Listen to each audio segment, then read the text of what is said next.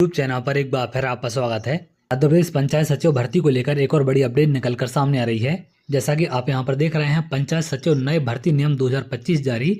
तो 2025 के नए भर्ती नियम आपके जारी कर दिए गए हैं। अब जो पंचायत सचिव की भर्तियां होने वाली हैं, वो भर्ती आपकी किस प्रकार से होंगी, उनके लिए योग्यता क्या रहेगी, आयु सीमा कितनी होगी, चयन किस प्रकार से उनका किया जाएगा और वेतन कैसे क्या मिलेगा, इन सब के बारे में तमाम जानकारी विभाग के नियम में जारी कर दी गई है। क्या क्या योग्यता मांगी गई है, योग्यता में एक बड़ा बदलाव यहाँ पर किया गया है। तो इन सब के बारे में एक एक करके आगे हम बात करेंगे। टोटल आपके 23,011 पद हैं।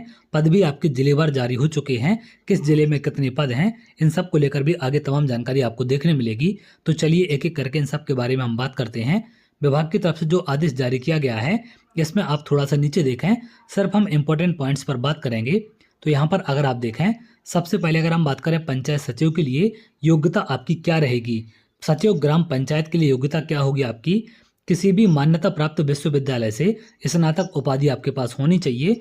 दूसरा, कंप्यूटर दक्षता में अरहर एवं सीपीसीटी में हिंदी टंकण, यानी कि हिंदी से आपका सीपीसीटी होना चाहिए। तो ये दोनों चीजें यहाँ पर आपसे मांगी गई हैं। भर्ती वर्ष की 1 जनवरी को 21 वर्ष से 35 वर्ष के बीच आयु आपकी होनी चाहिए। तो ये यहाँ पर आयु सीमा रखी गई है। योग्यता आप ध्यान रखेंगे, ग्रेजुएशन प्लस सीपीसीटी हिंदी से आपका होना चाहिए। तो आप इसके लिए आवेदन कर सकते हैं। इसमें थोड़ा सा अगर हम और नीचे आए, तो यहाँ पर जो कैटेगरी वाले अभ्यर्थी होते हैं, इनको आयु सीमा में छूट दी जाती है। अगला पॉइंट है, यदि अभ्यर्थी इन नियमों के प्रवर्तन से पूर्व जीआरएस के पद पर नियुक्त किया गया है, तो अगर आप पहले जीआरएस के पद पर काम कर चुके हैं, तो आपकी योग्यता क्या होनी चाहिए। अगर आप फ्रेश अभ्यर्थी हैं, पहली बार आवेदन करना चाहते हैं, तो आपके पास ग्रेजुएशन और सीपीसीटी होना चाहिए। अगर आपने जीआरएस के रूप में काम किया है, तो माध्यमिक शिक्षा मंडल मध्य प्रदेश से हायर सेकेंडरी आपके पास होना चाहिए, यानी कि 12वीं पास आप होने चाहिए, और सीपीसीटी आपके पास हिंदी में होना चाहिए। तो इन पदों के लिए आवेदन आप कर सकते हैं। इसके बाद अगला आप देखें, यदि अभ्यर्थी इन नियमों के प्रवर्तन के पश्चात जीआरएस के पद पर नियुक्त हुआ है, यदि आप इन नियम के जारी होने के बाद जीआरएस के पद पर नियुक्त हुए हैं, तो आपको ग्रेजुएशन और सीपीसीटी दोनों होना चाहिए, जो नए अभ्यर्थियों के लिए लागू किया गया है। जीआरएस कोटे से संबंधित अभ्यर्थियों के लिए ऊपरी आयु सीमा 50 वर्ष होगी। तो जो जीआरएस कोटे से जाएंगे, 50 वर्ष उनके लिए आयु सीमा रहेगी।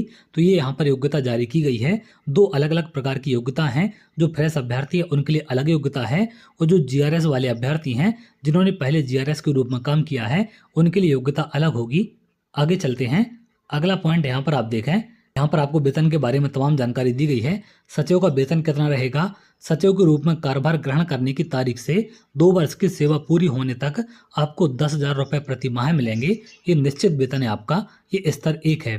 स्तर 2 की बात करें, तो जब आपके 2 वर्ष पूरे हो जाएंगे, तो 19,500 से लेकर 62,000 के बीच आपकी सैलरी होगी। और ये प्रक्रिया आपकी जब कंप्लीट हो जाएगी, तो इसके बाद 10 वर्ष की सेवा पूरी होने के पश्चात आपको 23,500 से 80,500 के बीच मिलेंगे।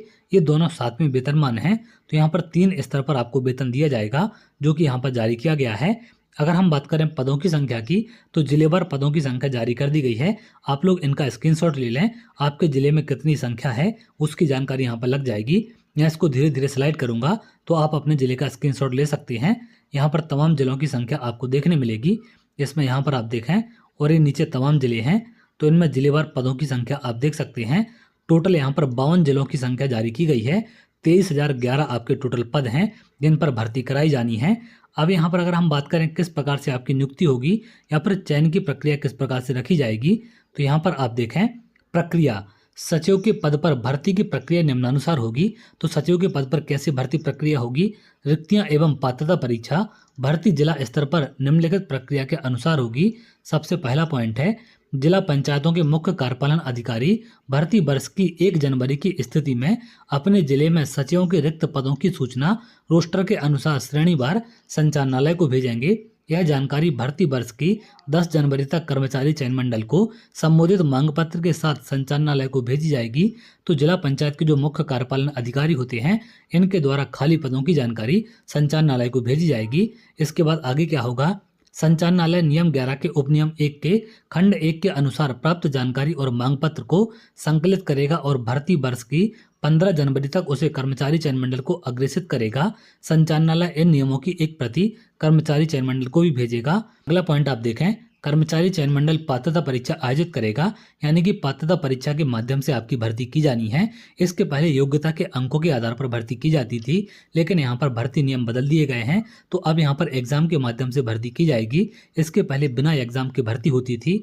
आगे आप देखें, पात्रता परीक्षा के परिणाम के आधार पर कर्मचारी चयन मंडल द्वारा पात्र अभ्यर्थियों की जिलेवार एवं श्रेणीवार योग्यता सूची तैयार की जाएगी।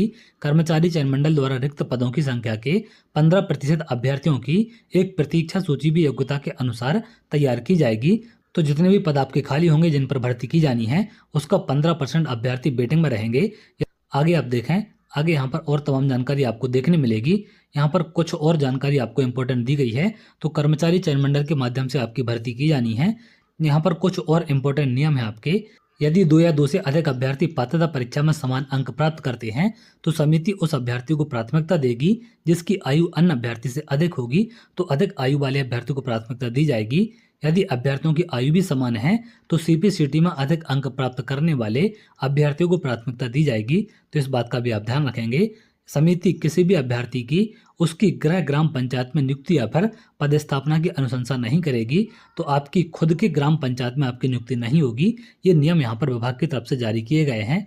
उम्मीद करते हैं योग्यता को लेकर, भर्ती प्रक्रिया को लेकर सारी जानकारी आपको क्लियर हो चुकी है और जिलेवार पदों की संख्या भी जारी कर दी गई है। कुल 23,011 पद आपके स्वीकृत किए गए हैं, जिन पर आगे चल के भर्ती कराई जाएगी। तो बहुत जल्द आपको भर्ती को लेकर भी अपडेट देखने मिल सकता है। आगे भर्ती प्रक्रिया को लेकर जो भी अपडेट निकल कर सामने आएगी, मैं आपको जरूर शेयर करूंगा।